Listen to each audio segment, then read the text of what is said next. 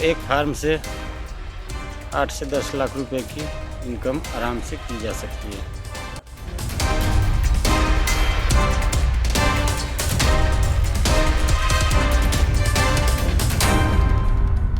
नमस्कार साथियों, मैं Virendra Yadav, Ayush bee honey farm, Jhapaha, Muzaffarpur, Bihar. सबसे पहले मैं एग्रीफेयर चैनल को धन्यवाद करना चाहूँगा, जिन्होंने हम बीकीपर को अपने चैनल के माध्यम से अपनी बात रखने का मौका दिया। फ़िलहाल मेरे पास अभी 400 बॉक्स हैं। अभी मेरी फार्म लीची का सीज़न करके मक्के पे पॉलिनेशन के लिए लगी है। मेरे साथ अभी 4 स्टाफ काम कर रहे हैं। ऑफ सीज़न में हम कम स्टाफ से काम चलाते हैं, अपना 1-2 बंदा रखते हैं। जब सीज़न स्टार्ट होती है तो 4-5 बंदे रखने पड़ते हैं। एक बंदे की सैलरी पे खर्च आती हैं 8 से 10 हज़ार रुपये, 12 हज़ार भी लग जाते हैं। जैसे बंदे काम करने वाले हैं उस हिसाब से उनकी सैलरी होती है। बात करेंगे शहद के प्रकार की। शहद कितने प्रकार की होती हैं? हमारे देश में आम तौर पे लोगों की धारणाएं हैं कि शहद तो शहद होता है, शहद सिर्फ एक ही प्रकार की होती है। एग्रीफेयर चैनल के माध्यम से तमाम देशवासियों को बताना चाहते हैं कि शहद कई प्रकार की होती हैं, जिसमें से कि मस्टर्ड हनी,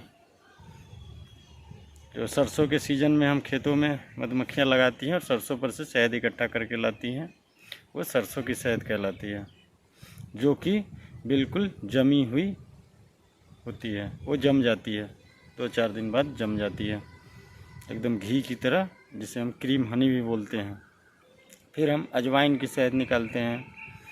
यूकेलिप्टस, जिसे हम आम बोलचाल की भाषा में सफ़ेदा बोलते हैं, उस पर भी शहद निकालते हैं। लीची का शहद निकालते हैं, अजवाइन की शहद निकालते हैं। आपसे कह दूँ, करंच का शहद निकालते हैं, जिसे हमारी लोकल भाषा में करियौनी बोलते हैं। शीशम का शहद निकालते हैं, सूरजमुखी का शहद निकालते हैं।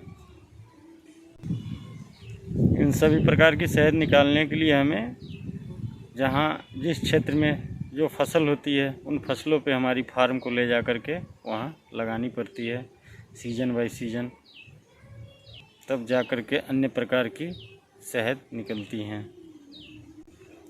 सभी शहद की अलग अलग रेट होती हैं, जिनमें से कुछ शहद तो जम जाती हैं बिल्कुल घी की तरह।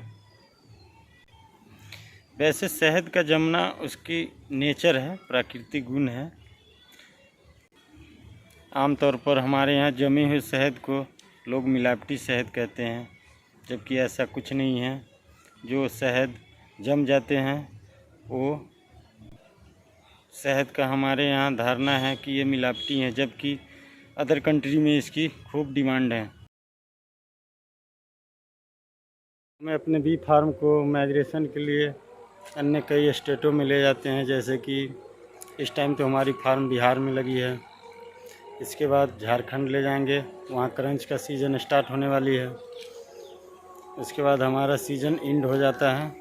करंच के बाद हम पॉलिनेशन के लिए अलीगढ़ बाजरे पे ले जाएंगे। अलीगढ़ जो यूपी में स्थित है, वहाँ हम अपनी फार्म को अक्टूबर-नवंबर तक रखते हैं। नवंबर तक वहाँ मक्खी का पॉलिनेशन होता है, मक्खी पलती है। इसके बाद हम अपनी फार्म को राजस्थान या एमपी मस्टर्ड पे ले जाते हैं, जहाँ हम शहद निकालते हैं। एमपी से फिर हम अपनी फार्म को बिहार लाते हैं, बिहार से फिर झारखंड, झारखंड से यूपी, यूपी से एमपी, ऐसे माइग्रेशन करना पड़ता है हर सीज़न में।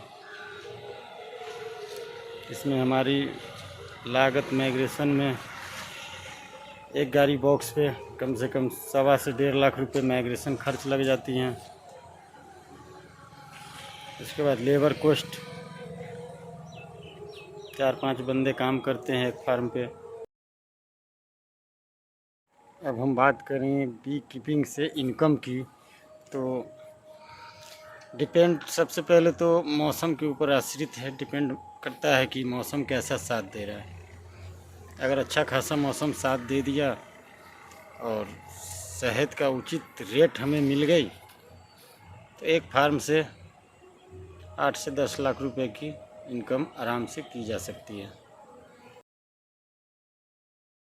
बी कीपिंग में सबसे ज़्यादा स्टाफ की समस्याएं होती है, क्योंकि बी फार्म जो है जंगलों एवं पहाड़ों में लगाई जाती हैं।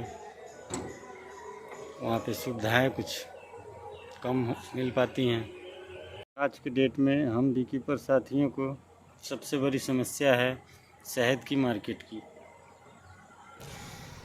क्योंकि हमारे देश में शहद का कोई मंडी नहीं है, कोई मार्केट नहीं है।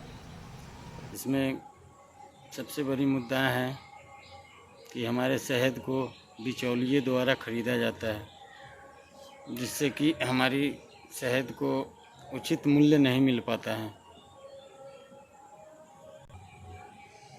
इसलिए हम सभी बी कीपर साथियों की तरफ से एग्रीफेयर चैनल के माध्यम से सरकार से विनती करना चाहते हैं कि हमारे देश में शहद की मंडी जल्द से जल्द अस्थायी की जाए। कीपिंग की व्यवसाय में हम बी कीपर साथियों को कई परेशानियों की सामना करना पड़ता है, जिसमें कुछ परेशानियां हैं जैसे कि स्टाफ की समस्याएं एवं शहद की मार्केट की समस्या है।